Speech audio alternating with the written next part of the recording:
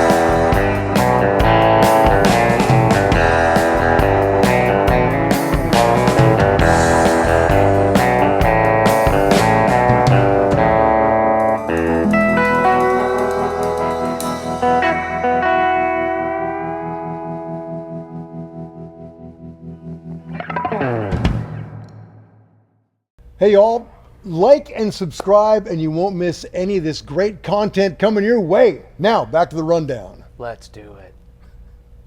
Hey everybody, I'm with Marty Stuart in the CMA Theater. Marty, thanks so much for joining us today. We finally made it. Yeah. We've been trying to do this for a long time. Since I got this gig, I've been pitching, trying to get this video. So I'm so glad I'm so glad you got Clarence with you. I'm glad I have Clarence with me. You know, Clarence is like a band member. Oh yeah. And this guitar is a thing unto itself. It really is, it really is.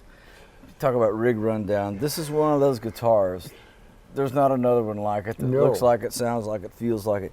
You can plug it into a tree and it still sounds good. It can't help itself. I've seen you play that. I saw you play that at Fanfare years ago and it was pouring rain and you were standing out there just getting it, man, in the rain, you know, packed out. It was back when it was at the motorway. Yeah.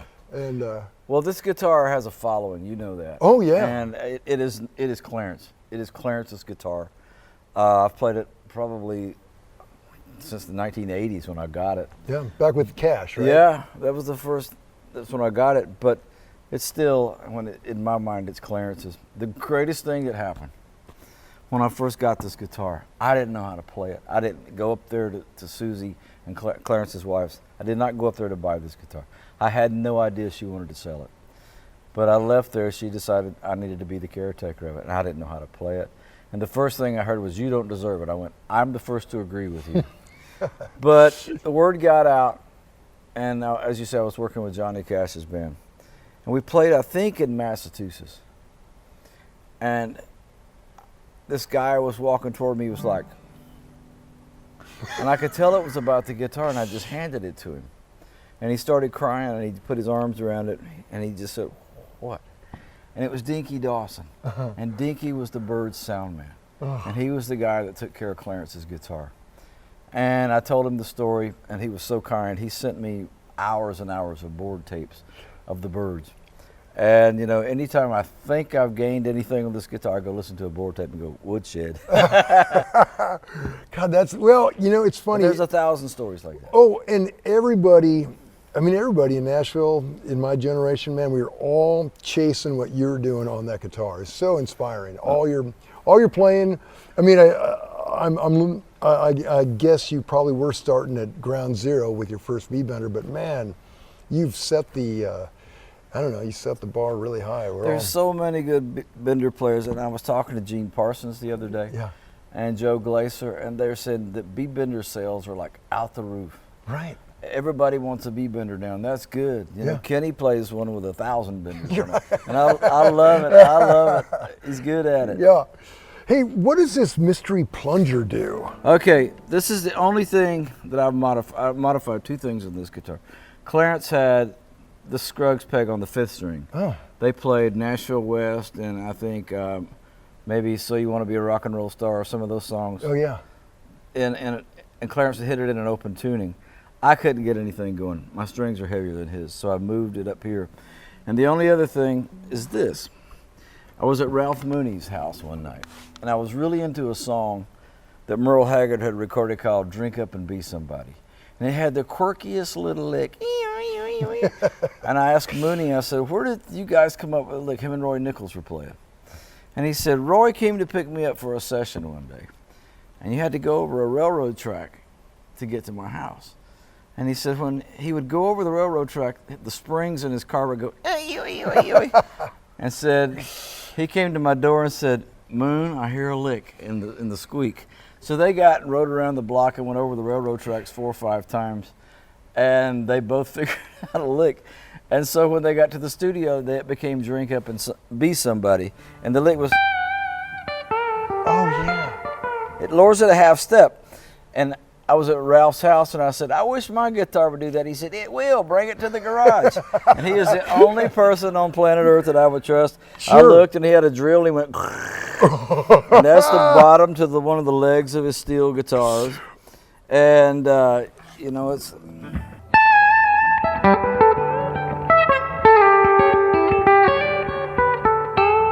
Oh, that's so cool. Yeah. I love it. Yeah, Ralph Mooney, what a rock and roll steel player, man. Everything inside me is either Ralph Mooney or Clarence White or, Yeah. or Luther Perkins or something, or Gene Moles or some of those guys. You know, that's where it's at for me. I love it. Yeah, that's amazing. I can tell you, and the band would probably back me up on this. This guitar, when it gets on the same stage with Roger McGuinn and Chris Hillman, something happens. It just does this. The sounds of those guitars, those voices back together. And the Superlatives, we've done a lot of cool projects, but we got to be a part of the Byrds' 50th anniversary of the Sweetheart of the Rodeo deal. And so, but there was a moment, we played at the Ryman Auditorium in Nashville. You ain't going nowhere. And Lloyd Green was sitting like right there, and he played the steel guitar part on this on the record, you know.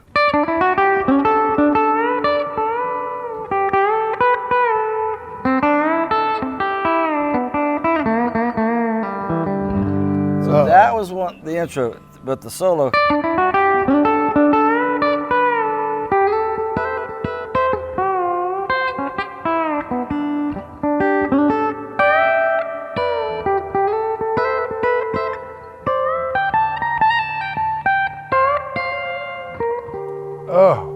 And Lloyd played that on the record. I go, please get it right tonight. And I looked at Lloyd and he went, oh, that's great. It made my night. Yeah, oh, that is really inspiring. This guitarist, if you go and listen to,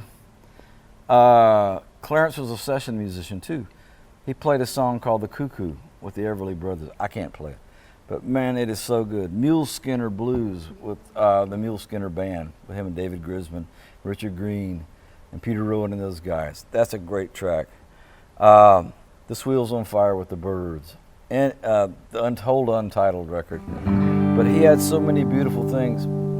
But the beauty of this guitar is the length of the travel. I play most guys that build benders these days are real short pulls. Pop, yeah, pop, pop. Quick. But this thing is like, ugh. Right.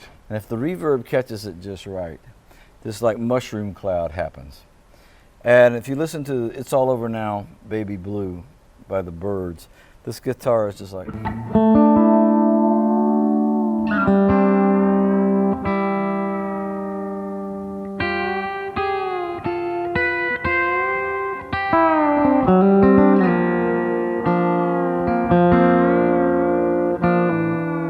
I want to be a steel guitar player, right? Yeah.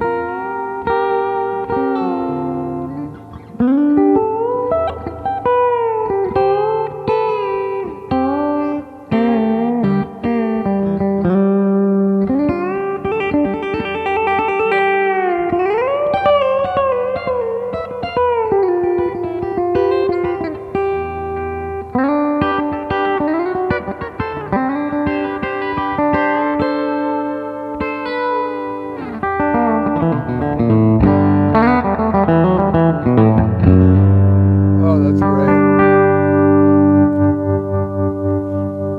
It's a good guitar. Oh, well, I was playing the Opry, I don't know, like 20 years ago, and you were there and you had Clarence. And I say, sounded like it. And I was like, oh, Clarence. You said, hey, you want to hold it?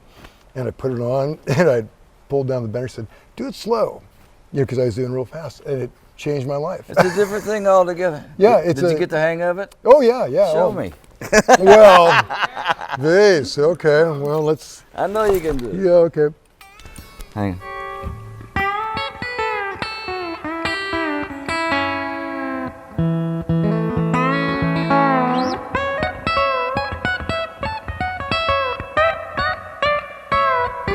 Still doing it too fast. That's cool. Yeah, well, really though, Marty, I am in debt. I think all of us are. Just man, you put as much as Clarence is brilliant and it invented it, but he didn't live long enough to like take it to the masses, and you did. So I think about Clarence a lot. He was 29 years old when he died. Yeah. I mean, he was like doing this. right. Can you imagine had he lived as innovative and as fearless as he was? Oh yeah, he's Where a it would- country he would have Hendrix. taken it. Yeah, exactly. Yeah. And there's no end to his string. Right. He was so good. And where everybody misses it with Clarence is at the right hand. The right hand is deadly.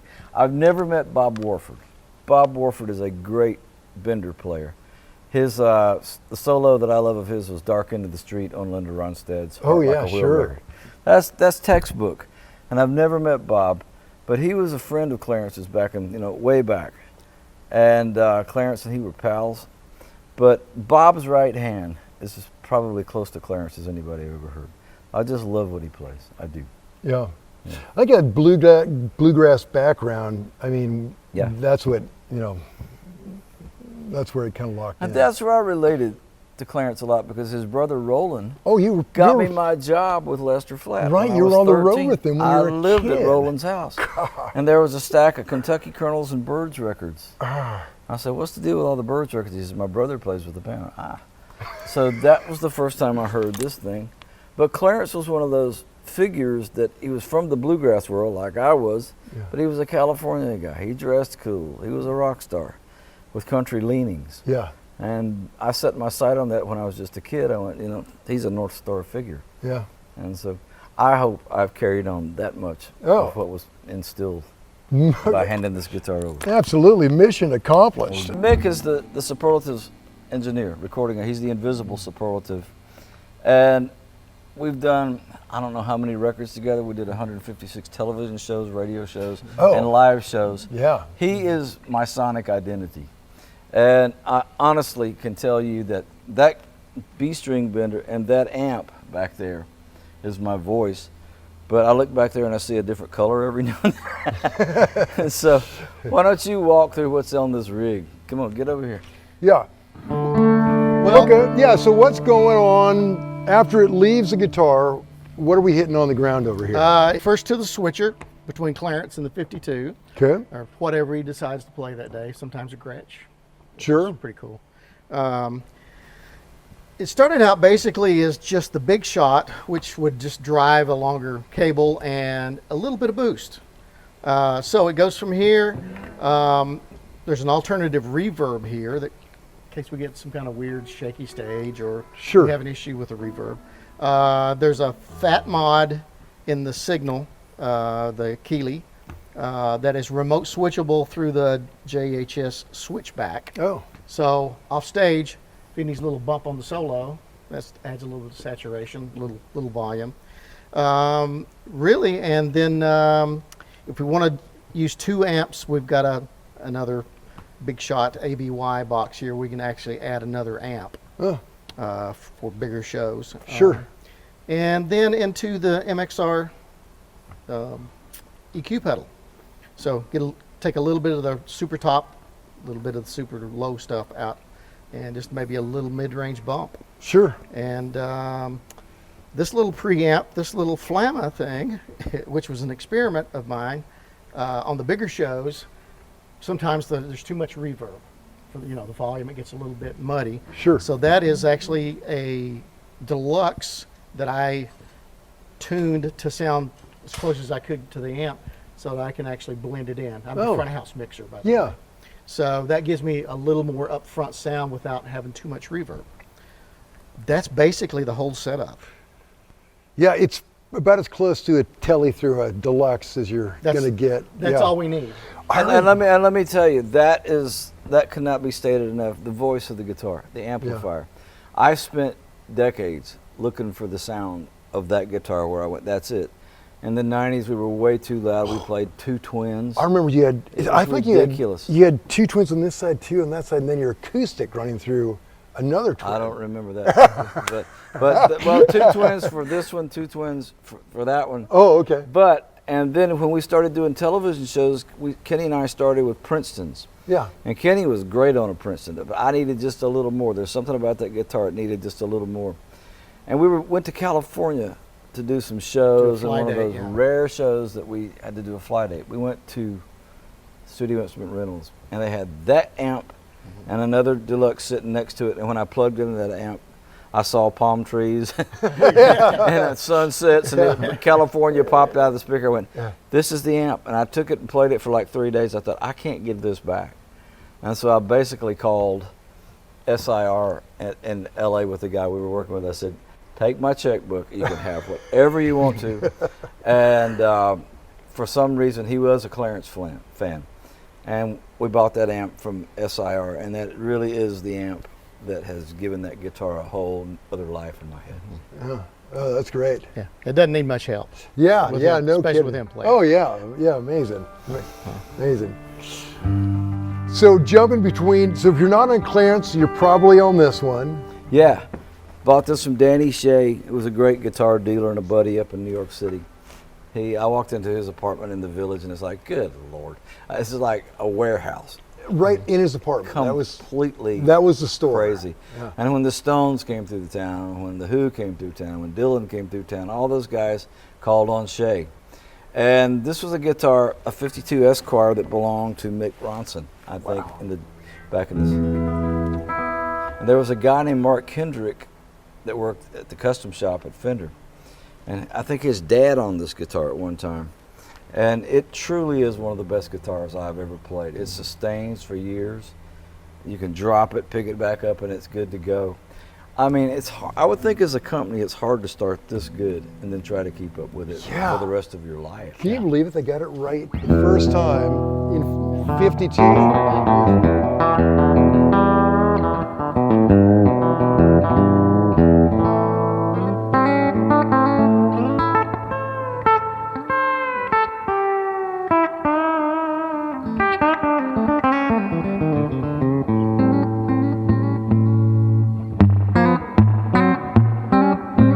Right. It speaks for itself. Yeah. Oh, that's great. Yeah, man. Okay, and when you're not on electric, you're going between that old friend Mandolin you've had. Is that the one you've had since you were a kid? Roland White had ordered this mandolin from a luthier in Pennsylvania named Chris Warner. And it was like a $650 mandolin, and for some reason Roland decided he didn't like it, but I liked it. And this goes back to, I guess, 1972. And he was about to send it back. I said, wait a minute. And I asked him, I said, do you mind if I buy it? He said, well, sure, take it. So I bought it for $650. And I had a Lloyd Loar along the way, but I sold it, went back to this. There's just my Wow. old pal, you know. It's a great mandolin. Hey, did Johnny Cash do that? He did that and that. Back here somewhere. Oh, that's It great. didn't have a scratch on there. It is Johnny Cash. Oh, that's great. And I said, why did you do that? He said, I don't want you to forget the Lord. I went, well, I could have remembered that you reckoned my mandolin. Oh, that's great. But this is the best signature on it right here. Doc Watson. Doc could never In sign Braille. autographs. And he got one of those for Christmas one year, and I was playing with Doc and Merle for a few months. And I said, Doc, can I have your autograph? He said, just a minute, son. And that's great. God, that is great. Yeah, this is like a guest book. Yo, of my dear absolutely. loved ones.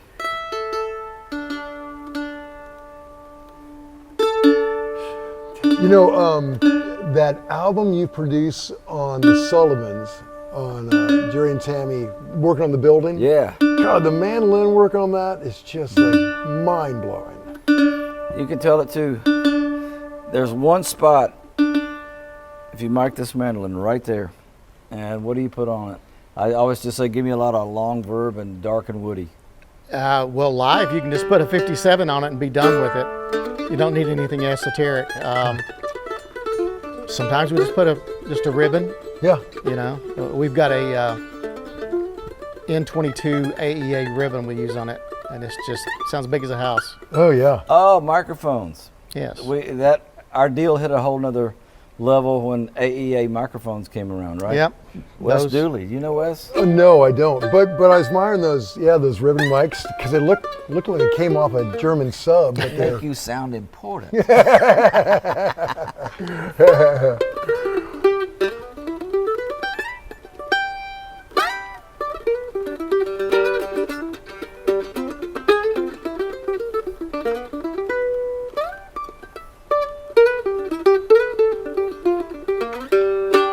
yeah, you've been doing that a while. Okay, that's a great instrument. And then the last in the lineup. Well, I mean, when I was a kid, my dream was to have a Fender guitar, and my dream was to have a Martin guitar when I was, 9, 10 years old. And there was a fellow that worked at Martin for a long time named Dick Boak, artist relations fellow, great guy. And he called me one day and said, how would you feel about a signature Martin guitar? I said, I feel great about it. So I took a 1939 D45 that I have, and we kind of copied the neck so it would feel more like an electric guitar neck. Yeah. Because I wanted it to kind of play like a bluegrass, or sound like a bluegrass guitar, but play like an electric guitar. Sure. And so Dick and I came up with all these things, and I think this is the prototype, from 1997. And it's just a good, even... Oh yeah.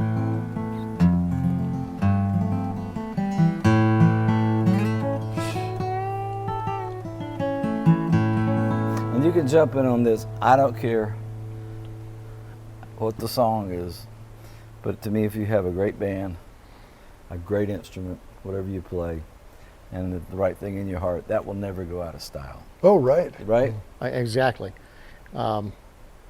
Don't have much to add other than just having a great band. That makes my job easy. Yeah. Well, no kidding. Push the faders up. Yeah. And so many of those, a great way to, if you want to buy a guitar and you want to check it out for real, there's so many guitars that look great on the floor of the music store and they sound okay, but then you put them in the middle of these guitars. Right. That's a good way to see what you really have. Sure. And a couple of guys have brought, one of my buddies out in upper Northwest brought a 53 Tele out one day. And Kenny can tell you, it was just like, whoa. It didn't back up to anything or anybody. But it starts with a great instrument, I think. Yeah. And it doesn't matter what your pedals are, that they help, they enhance. But if the ground of it all is a great instrument, you're there. That's Oh a great yeah. start. Yeah, and just standing in the room with this thing that's as good as it gets. I bet that's really opened up over the years. It has. The first song I played this on was, I did a record called The Pilgrim. And there was a song called Hobo's Prayer. Yes. You remember Hobo's Prayer? That's one of my favorite albums of all time. Thank you. I think. God, you had Emmylou Harris on it, and you had Oh, God. I had all my guitars. It looked like a guitar store in that studio when we were making that record. Had a lot of old friends hanging around the floor. But Hobo's Prayer was like,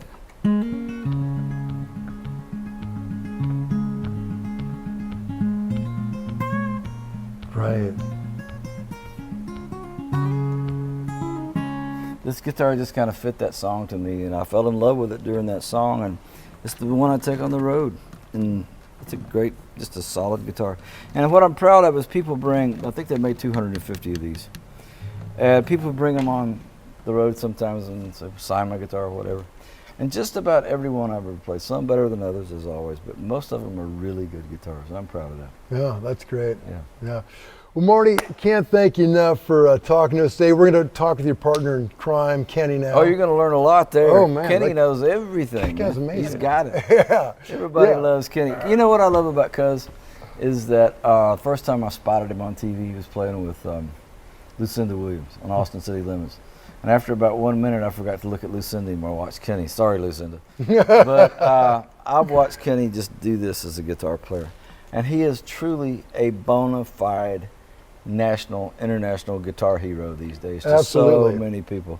There's a lot of people out there making a lot of noise and playing good, but man, Cuz he just keeps gaining on it. He never puts his guitar only cools off when he sleeps. Right. But people love Cuz, and I'm chief among them. Yeah, genuinely a great guy too. Just a kind soul. Absolutely. Yeah. Well, thank you. Hey, Marty, thanks a million. All right. Mick Conley Thank says, you, John. Yeah, hey, Nick, thanks so much. It's a pleasure. Thank you. Hey everybody, I'm John Bohlinger with Premier Guitar. So, as many of you know, D'Addario's been a longtime friend of PG, sponsoring Rig Rundowns, and they're a longtime friend of all the players with their Players Circle Rewards. I've been using it for years, and essentially, they will reward you for the gear you buy. Open it up, look inside, and there's a reward number. It's free and easy to sign up for. And as soon as you sign up, you immediately get some reward points just for putting your name in. After a while, you accumulate enough where you can buy more of this fantastic D'Addario gear. So as a Players Circle Rewards member, you get discounts on custom products and merch, you get free shipping, and you get a discount on the gear you're buying with your points or free gear, depending on that. And if you're charitable, you could donate your Players Reward points for musical education. So collect those points, buy the great gear, and let's get back to more rundowns. Okay, now I'm with cousin Kenny Vaughan.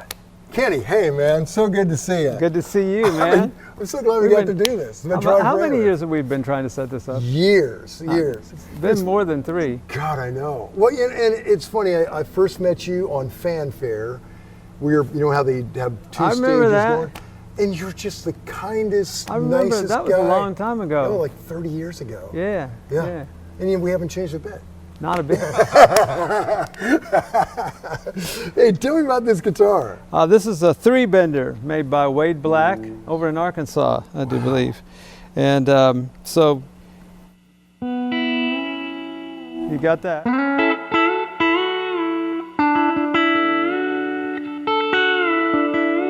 So you got that, but you also have you can switch your G bender on. You can do.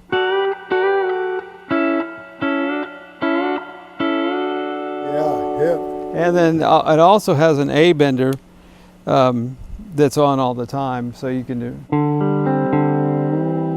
Wow. Oh man. Yeah, you can do the Chuck Berry. Oh yeah. Yeah. Right. Yeah, it's really fun. And you tell me, okay, so you talk to him about it, and yeah, he'll make them, you know, however you want them, you know, as far as if you want a G bender or a B bender or an A bender or whatever you want. And so what were your requests on this one? well, I wanted a pine body, which he did. What made you choose pine? Well, I remember years ago I was at Matt Umanoff's store, and he had one of those old prototype Tellys with the 3 and a side tuners. Oh yeah, yeah. They only made a couple of them at the shop before they really figured out what they were going to do. Yeah. And have you ever seen one of those things? Not in real life. Well, okay. No. Well, it's basically like a Telly except for a 3 and a side headstock. Yeah. and just one pickup, and but they made those out of pine, and I was like, man, this guitar sounds really good just sitting here. But I wasn't even plugged in. He said, oh, it's because it's pine body. I was like, oh wow, you know. So I have probably 3 or 4 tellies made with pine bodies. Really? And they just have a great sound. I have a Jazz Master with a pine body. Wow. It sounds great. I think Leo, the word is like sometimes he would just go down to the lumber store and get what he could get. Yeah. Yeah. Yeah, I think so too. Yeah, but I think the pine bodies sound really cool. Huh. You know, they just have a certain resonance about them. With that guitar I got in sound check, it just sounds amazing. Yeah, it's really good. You know, it's a maple cap. I ordered it that way, but he'll make it any way you want. And I wanted the truss rod adjustment at the heel, but he'll put it up there if you want it up there. Yeah. He'll do anything you want. And you stuck with 21 frets. Yeah. I'm just. That's where you were raised. Well, you know, I got my first telly in '66. Got my first Strat in '69. You know, I'm just like old school. Yeah. You know, I spent so much time trying to make those guitars work for me. Yeah. You know, but with the the trebly thin sound. You know, and trying to, you know, it was easy to get the Buck Owens sound, but it was another thing to get Jimmy Page. You know? Right. Yeah. You know, right. Yeah. I experimented with different kinds of amps, and you know, and back in those days you could buy vintage gear pretty cheap. Yeah. You know? It was just used. Yeah, it gear. was just old gear. Yeah. Oh, that old amp, you know. Yeah. So. Okay. Well, speaking of amps. That's a '67 Vibrolux. Okay. I have a '68 too that sounds really good. But that seems to work real good on this gig. I've tried a lot of different amps. Now, I see you running into both channels. What's that about? I'll get to that. I'll show you right now. This thing. We have this song called Tomahawk.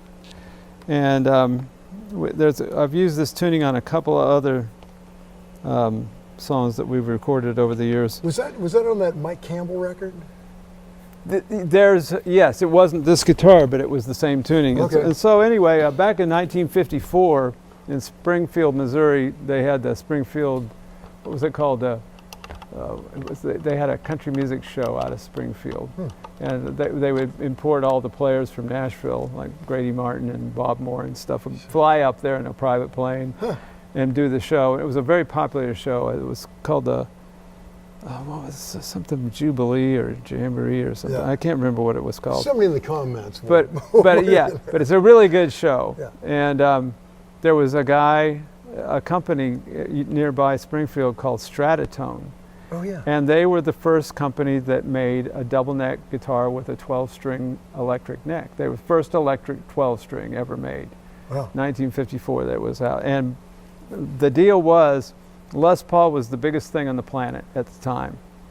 He was #1 all over the world. So, yeah. And he was making those records, you know, in his kitchen or hotel room or wherever with his wife, and he played all the sounds on his guitar.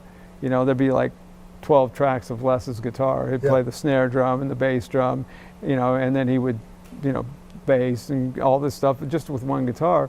And then we'd harmonize those lightning fast licks, you know. And guitar players are like, they'd listen to that and say, well, we'll never be able to do that on stage. And this guy, who I think he was a steel player, said, oh yeah. And he came up with this tuning for the 12-string. So I use this channel is just for this. I've got a little delay on it, you know. But so it's tuned to an F major 9 chord.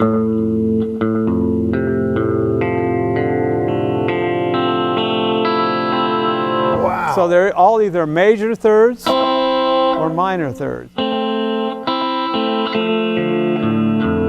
But none of the notes are where they're supposed to be. So like tonight we're playing this.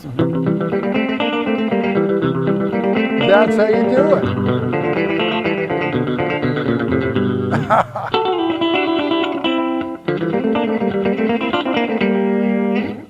Yeah. Wow.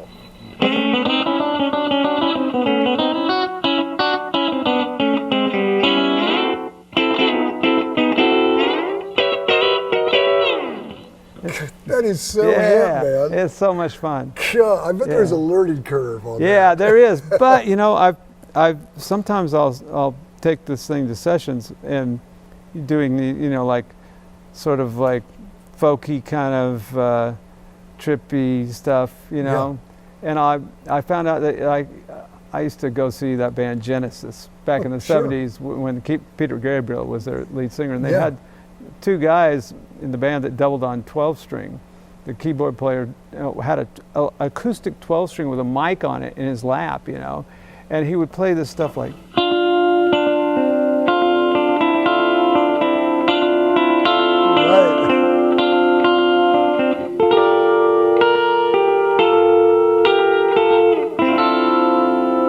And so I've been using that kind of thing in the studio. Oh. You know, like I'll do, let me do an overdub, and I'll go in there. I don't tell anybody what I'm doing because you know it takes up time to explain what I'm doing. And they're like, "Oh, that's a nice part." You can't really explain that. Yeah. You know. Oh, so man. It's really cool. Yeah. But we use it for the razzle dazzle kind of boogie stuff, you know. Oh, that's great. Oh, that is great. And I've tried it on so many different guitars, and something about the Danelectro with both pickups on, it really sounds good, and it's a flat radius and it's easy to play, you know, and you can play pretty fast.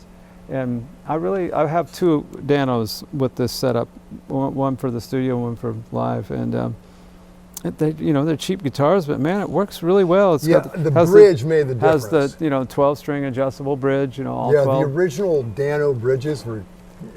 They sounded great. Yeah. The intonation wasn't always perfect, but they sounded great, you know. Yeah. So that's why I just use this different channel just for that. And I have a dedicated echo unit and a compressor just for that one for guitar. That magic sound. Yeah, just for that. And has nothing. It's just on the pedal board, but it's not hooked up to the rest of those pedals. Speaking of pedal board, take me through some of the rest. So here, I have hundreds of pedals. Sure. You know, not surprised. Too many. Yeah. You know, but I bought my first pedal in 1966. It was a Crown fuzz tone. Cool. And it was pretty cool. And then I bought my fuzz face used in 1969. I still have it. Wow. And I still have my Vox wah-wah that I bought in '68 with a carrying case. I still have that. Nice. Yeah. It's like, hey, it's got a carrying bag, says Vox on it, you know. Your gig bag. Yeah, right. My pedal board. But I've been buying pedals my whole life, you know, so this is just my live thing. We had Marty added a song recently where he wanted a wah-wah, so this is one of those, what is it called? Exotic. Okay. It makes the wah-wah pedal. And, you know, I mean, we're doing the song on stage, so I had to have a wah-wah pedal. Sure. So I threw that on there, you know, and it's like I'm playing this like, it's got an echo. And here's the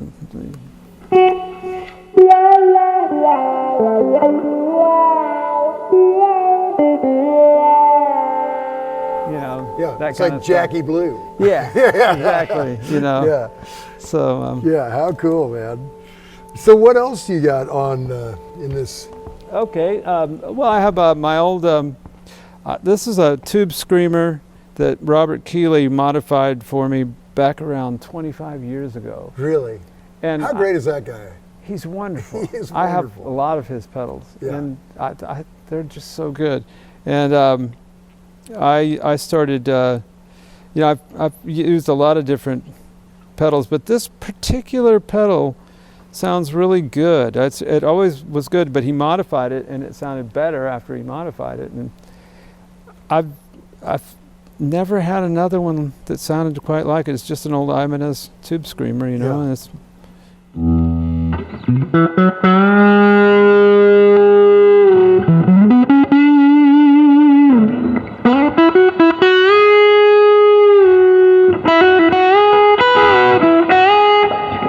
But it's a good sound. For this band, it's just enough crunch for a certain.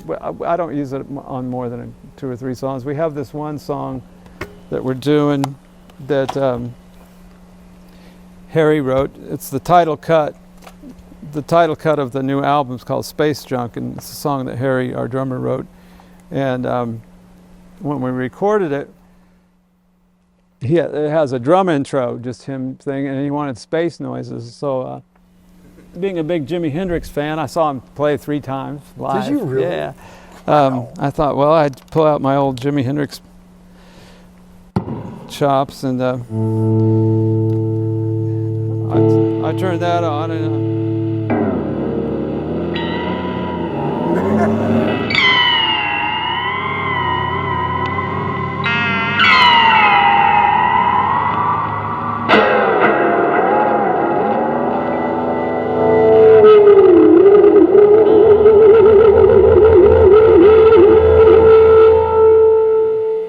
That's great. so between the echo and the tube screamer, I got plenty of, All the weirdness you need. yeah, you know, and use my whammy bar and make, hey. Yeah, right. Yeah, Well, that's great. Yeah. And then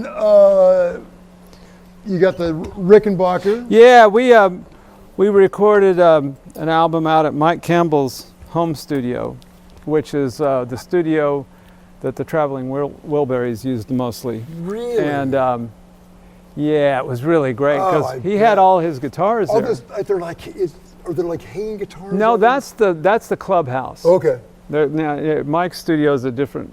He has his guitars in this hallway, Okay. and they're just, you know, like behind a curtain. You just pull them out of the rack there, and so we recorded this song that Marty had written, and we started playing it all the time. And I was like, well, I used his old Rickenbacker 12-string that he used on all the Tom Petty records. You know? Right. It was a 360, and I was like, man, thanks for letting me use that, you know. And let's see, this would be, oh, it's not plugged in. Huh. Yeah. I'm no engineer, but Yeah. I think you got to plug them in. And so anyway, you know, we recorded it, and then it quickly sort of like, Marty's like, yeah, we need to be playing this song live every night, you know. And like, well, I need to be buying a 12-string. And I walked into Second Gear when Book had Second Oh, Gear right. Yeah. over in Berry Hill, and this was hanging on the wall. Meant to be. And it was a Friday afternoon, and I had a gig on the road on Saturday with Marty, and he said, well, there's a guy that really wants that thing. I said, man, this thing sounds really good, but anyway, the parts I'm playing are, they're very sort of Birds. It's pretty much a rip-off of the Birds.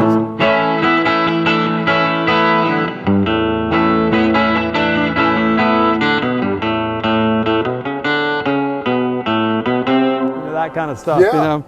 And I was like, man, I gotta have a good Rick. I tried some, I went around town and played some new ones, but then this one was hanging on the wall. I was like, what is that thing? He says, well, we're not really sure, but there's a guy that wants it really bad.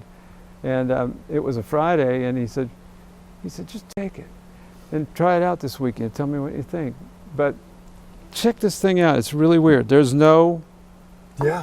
but it's still hollow under there, but there's no sound hole. Wow. You know, Like a one-off. and it has that's Martin style trim down the back, which is not ever seen on a Rickenbacker guitar. Yeah. And the neck dates to 1969, but the pickups were like early 80s pickups. And there was he tried to trace it, and he couldn't find anything about it. He finally found it that it had gone through a music store called Mike's Music, not the Mike's Music in Cincinnati, but one that no longer exists in Pennsylvania in the early 80s. There was a Mike's Music in Pennsylvania somewhere. So anybody out there know anything about Mike's Music in Pennsylvania, please contact me. But anyway, we think maybe it was an employee-made guitar. We're not really sure, but it's a great guitar. And so I came back to Second Gear on Monday without the guitar, and I had my checkbook, and I said, he said, You're not getting it back. Yeah. That's great. Yeah, it's really a good one. It's really just a really good sounding Rick. Oh. And And the last piece of gear is that Martin. Yeah, it's a Martin D45. Yeah, I got this one from my good buddy Rob McNerlin. Sold this to me. I think it's an '88. Huh.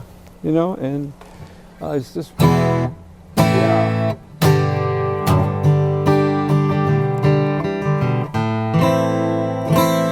You know, when you pick up a D45, first thing you do is start playing Neil Young songs. Sure. How can you not? Yeah. You go right to it, right? You know, but it's really. What pickup did you put in it? It's Whatever came in it? Dave Johnson put it in there. It's we know Dave Johnson. Yeah, I think it's. I think it's called a Matrix. Okay. Is that a Fishman or is that a? You know what? Yeah, Fishman. Yeah. Dave, you're going to watch this. Put it in the comments. I'm pretty sure it's Yeah. a Fishman Matrix, but it sounds great plugged in. Yeah. It sounds really good. Boy, hearing you guys acoustically in this room, wearing your acoustics on, God, it sounded amazing out front. Yeah. We have a great sound man. Yeah. Yeah, he's been with us for a long time. We'd be nothing without him. We might as well quit if he ever quits. Yeah, it's just a really good guitar. What picks do you use? That's a Dunlop, .96. On the thick side? Yeah, Yeah. yeah. The first guy that I ever knew who played guitar was Johnny Smith. He was a friend of my dad's. Yeah. My dad was not a musician, but he was a big fan of Johnny's. And Johnny lived in Colorado Springs, and we lived in Denver. And Johnny would come up to Shaner's every Saturday night and play. And when I bought my first guitar, he gave me what kind of pick he uses, which was a heavy Fender jazz pick. Yeah. He said, "Yeah, that's what I use." So for years, that's what I used. And then I got a bigger one. Yeah. You know, one of God, those. no wonder you're so good. I mean, growing up with Johnny Smith. Well, my dad would sit me down before I had a guitar and say, "Well, I'm going to take you downtown. Have my friend Johnny show you how it's really done. He plays every Saturday night. Now, you sit and watch Johnny." And I'd be like this far away, sitting there watching him, and he'd be sitting there playing his Johnny Smith Gibson. You know, the nicest guy in the world. Oh, how cool. Yeah. Well, I'm going to bring my daughter here tonight, and hopefully that same kind of inspiring moment, I'm hoping. All right. Yeah. My daughters will be here tonight Oh, too. how great. Great. Yeah. Well, Kenny, thanks a million, man. Just great seeing you. Man, thank you. Yeah. Great to see you. Okay, Fabulous Superlatives coming towards you somewhere.